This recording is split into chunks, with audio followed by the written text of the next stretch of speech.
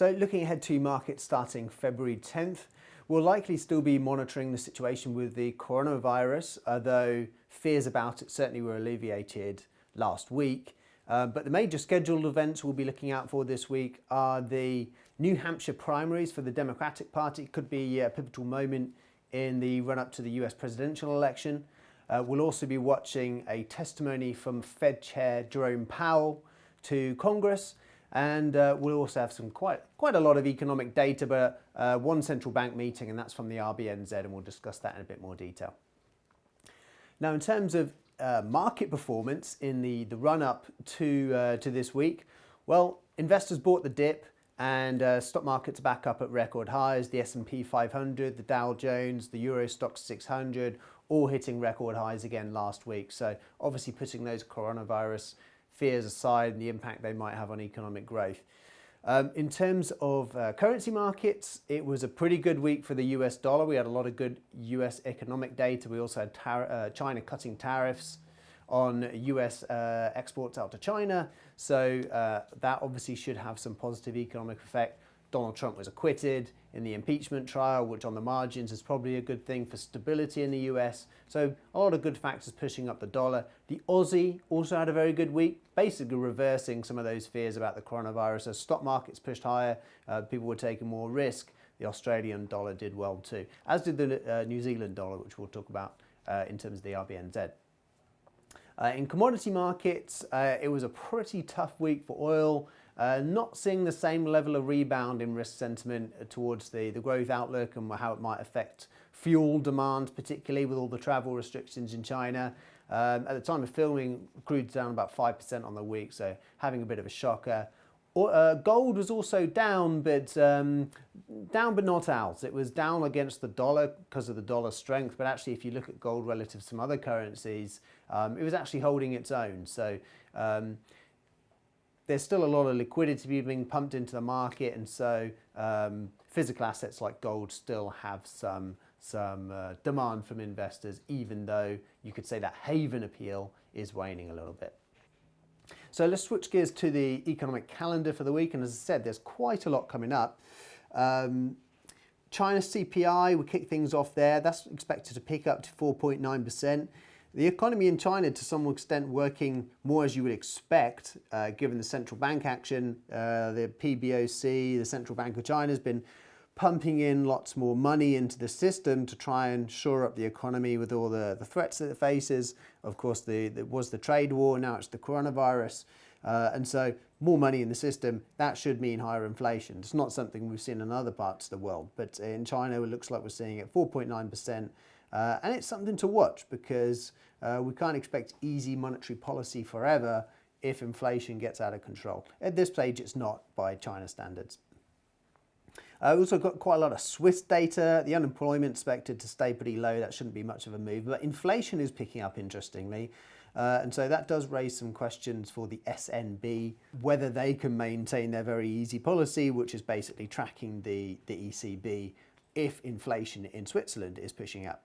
UK GDP, we got that. Also from the Eurozone, worth noting that UK GDP should be ahead of that of the Eurozone. And the RBNZ decision on rates, and also CPI from the US and Europe. Now, just to discuss that New Hampshire primary, it's not likely to have any massive waves across markets, but I do think it's worth monitoring because so far not much attention has been paid to these Democratic debates, etc. But there was an absolute mess made of the caucus in Iowa, and so Pete Buttigieg, if I'm pronouncing his name correctly, came out ahead. That was a big surprise. Joe Biden came in fourth place. He was thought to be the front runner.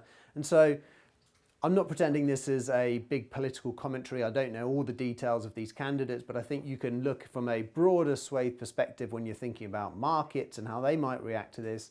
Biden, more the centrist,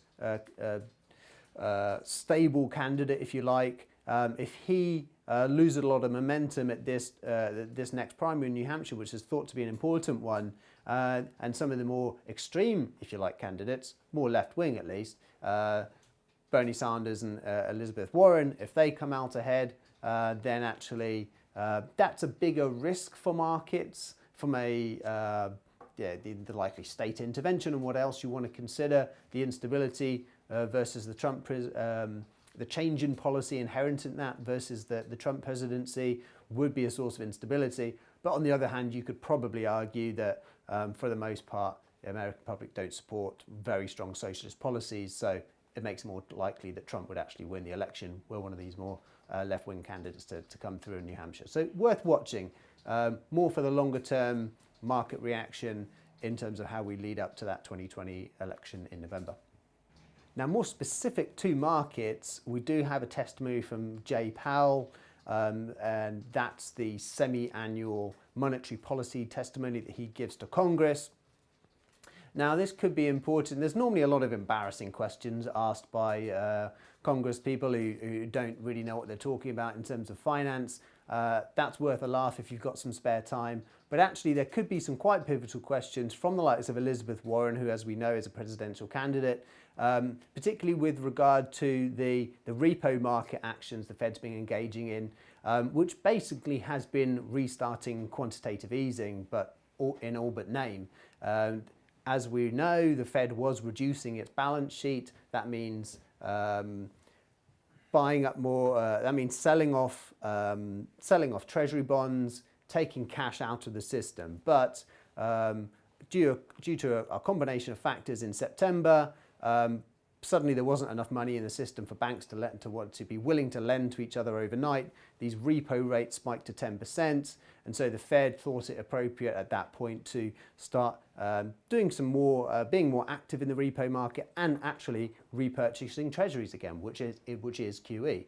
So quantitative tightening completely reversed, and as we know, since September, markets have been on an absolute tear. It's not really a coincidence. A lot more liquidity in the system generally means markets, which obviously function with money flowing around, do well. So Elizabeth Warren obviously got a bit of a political motive trying to work out what the Fed is doing here, because when stock markets are soaring, the economy does better with lower interest rates, etc., that's actually good for Donald Trump.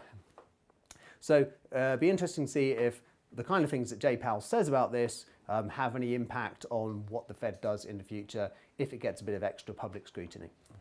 And very quickly here, there's not a lot to talk about, so I'm just going to mention that, of course, we have this RBNZ meeting.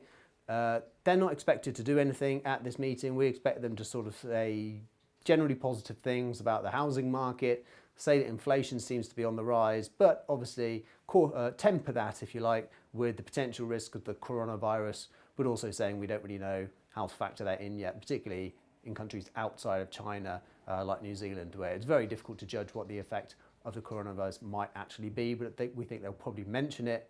The history to this is that the RBNZ cut interest rates by a surprise 50 basis points back in August, but they've kept things flat ever since, and I think that's probably how it's going to be for the time being. So keeping rates on hold, probably in itself not a big mover for the New Zealand dollar, but depending on how the RBNZ twist their wording, if they're very cautious about the coronavirus, that could send the Kiwi lower. But if, as we expect, they talk more about the inflation and the potential risk, that's probably a positive, particularly if the overall environment is still risk on. That could be a catalyst for a bit more Kiwi strength. Right, thank you very much for watching this video. If you do have any questions about the things I've said today, please make sure to leave a comment in the video. If there's anything you would like me to talk about specifically in next week's video, please let me know. Let me know your opinions. But of course, if you are enjoying these videos and you get some use, please make sure to follow the channel on YouTube and social media.